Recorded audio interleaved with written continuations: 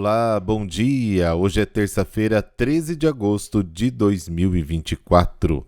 A igreja tem a grata satisfação de celebrar hoje uma santa brasileira, Santa Dulce dos Pobres, o anjo bom da Bahia. E eu sempre penso o seguinte: como nós precisamos conhecer e valorizar os santos, também aqui do Brasil. Tem muita gente que está no processo de beatificação. Como, por exemplo, o bem-aventurado Padre Donizete de Tambaú, São Paulo, que já está no caminho da canonização, já é beato, e tantos outros. E se na sua diocese ou na sua cidade tem alguém que está no processo de beatificação, compartilhe no seu Instagram e me marque para a gente divulgar. Coloque padre.heriberto e vamos fazer esse povo ficar conhecido. Combinado? A nossa aniversariante de hoje é a Camila Macedo e o Assis Novaes. Aliás, é aniversário de casamento. Deus abençoe vocês, viu? Este podcast é um oferecimento. Supermercado Cambará. A garantia do melhor preço e aquele atendimento que você merece e faz a diferença.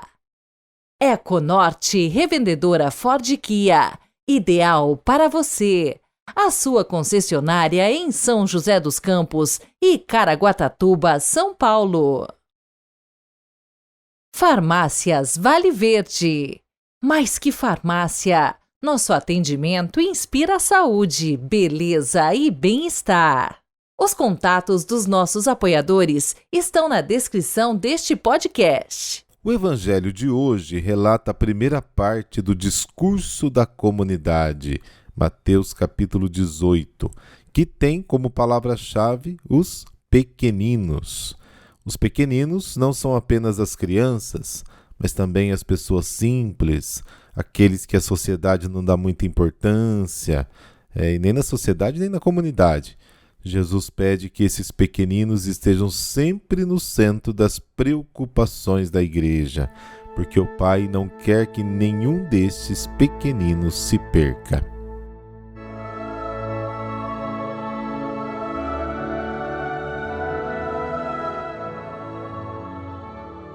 Pelo sinal da Santa Cruz, livrai-nos Deus, nosso Senhor, dos nossos inimigos.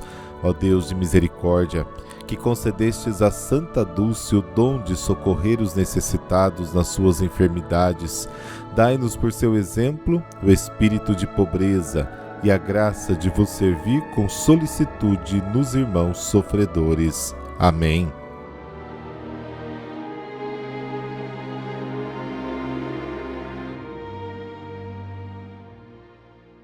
Mateus capítulo 18, versículos de 1 a 5, versículo 10 e versículos de 12 a 14. O Senhor esteja convosco, Ele está no meio de nós. Proclamação do Evangelho de Jesus Cristo segundo Mateus. Glória a vós, Senhor. Naquele tempo, os discípulos aproximaram-se de Jesus e perguntaram: quem é o maior no reino dos céus? Jesus chamou uma criança, colocou-a no meio deles e disse: em verdade vos digo, se não vos converterdes e não vos tornardes como crianças, não entrareis no reino dos céus. Quem se faz pequeno como esta criança, esse é o maior no reino dos céus. E quem recebe em meu nome uma criança como esta, é a mim que recebe. Não desprezeis nenhum desses pequeninos, pois eu vos digo que os seus anjos nos céus veem sem cessar a face do meu Pai que está nos céus. Que vos parece? Se um homem tem 100 ovelhas e uma delas se perde, não deixa ele as 99 nas montanhas para procurar aquela que se perdeu? Em verdade vos digo, se ele a encontrar, ficará mais feliz com ela do que com as 99 que não se perderam. Do mesmo modo, o Pai que está nos céus não deseja que se perca nenhum desses pequeninos. Palavra da salvação. Glória a vós, Senhor.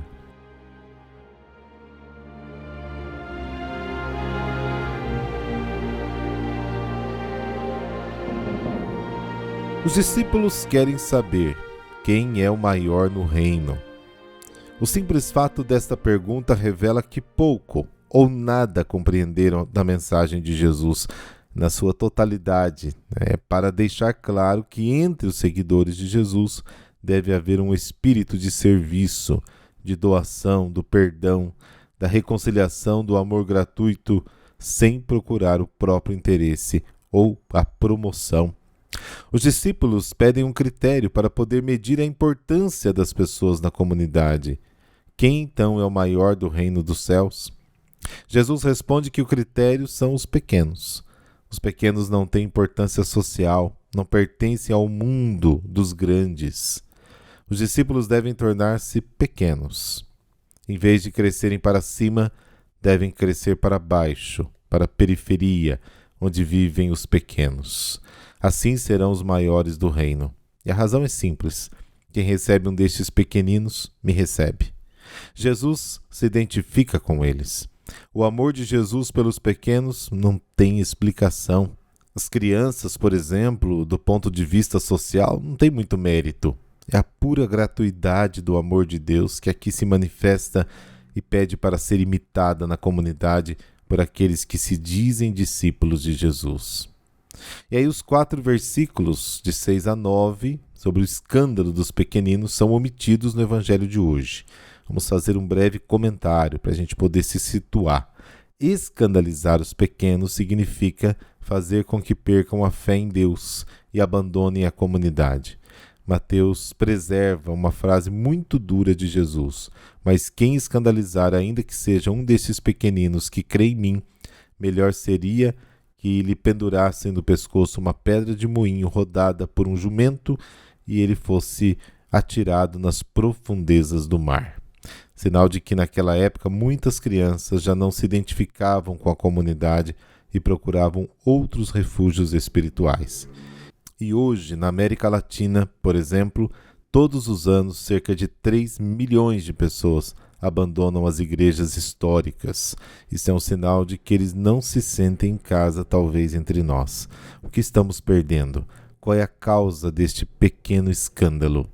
Para evitar o escândalo, Jesus manda cortar o pé ou arrancar o olho, no sentido figurado, obviamente. Esta frase não pode ser interpretada literalmente. E assim não podemos, de forma alguma, permitir que as crianças, os pequenos, se sintam marginalizados na nossa comunidade, porque neste caso a comunidade não seria mais um sinal de Deus. Os anjos dos pequeninos estão na presença do Pai. Aí Jesus invoca o Salmo 91. Os pequenos fazem de Javé o seu refúgio e tomam o Altíssimo como seu defensor. Salmo 91. A desgraça não pode te atingir, nenhum golpe cairá sobre a tua tenda. Para protegê-lo em todos os seus passos, eles o carregarão nas mãos, para que você não tropece em alguma pedra.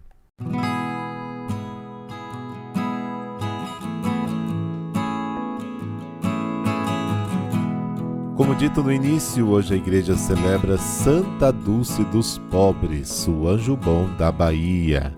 Ela nasceu no dia 26 de maio de 1914 em São Salvador da Bahia, aqui no Brasil.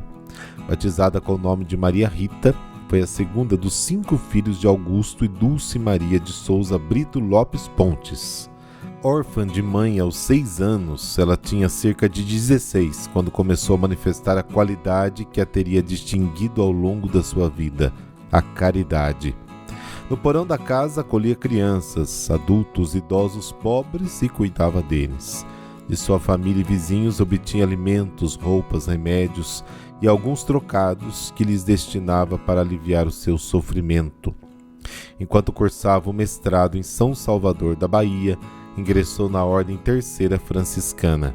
Mais tarde conheceu o Superior Provincial dos Missionários da Imaculada Conceição.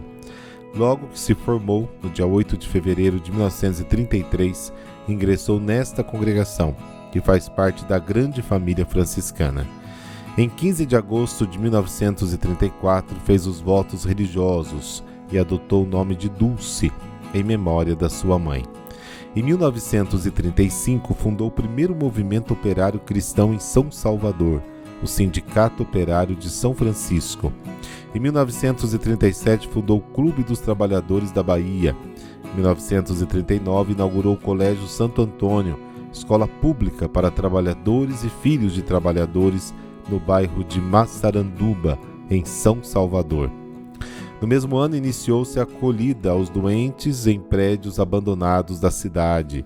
E em 1949, com a permissão da superiora, pôde acolher 70 enfermos em um abrigo obtido no Galinheiro, junto à casa da sua congregação.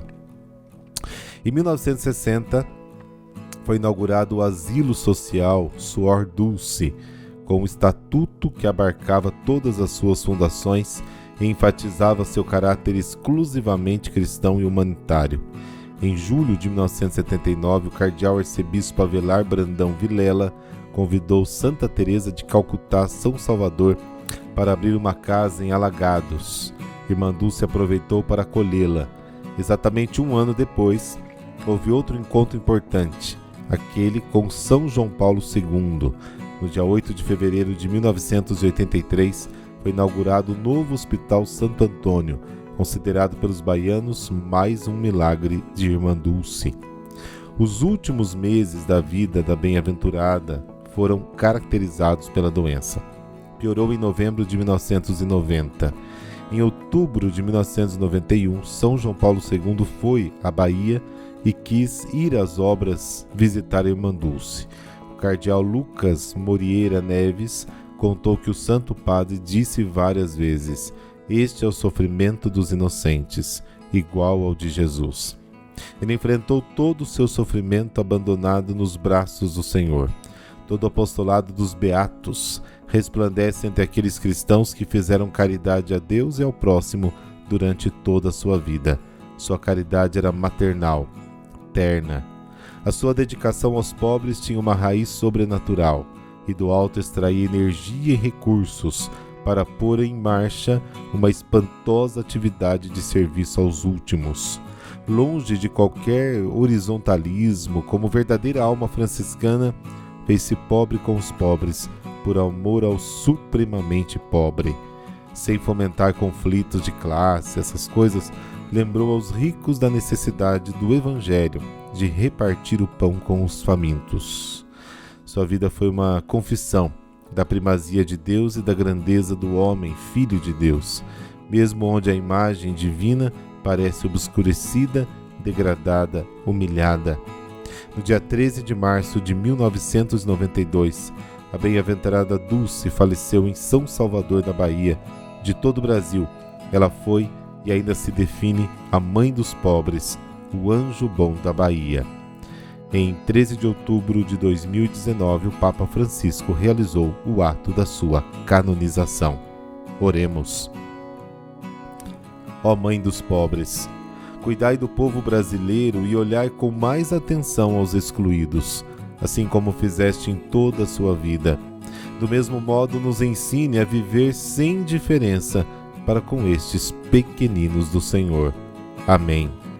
Por intercessão de Santa Dulce dos Pobres, abençoe-vos o Deus Todo-Poderoso, Pai e Filho e Espírito Santo. Amém. Uma boa terça-feira para você e até amanhã, se Deus quiser.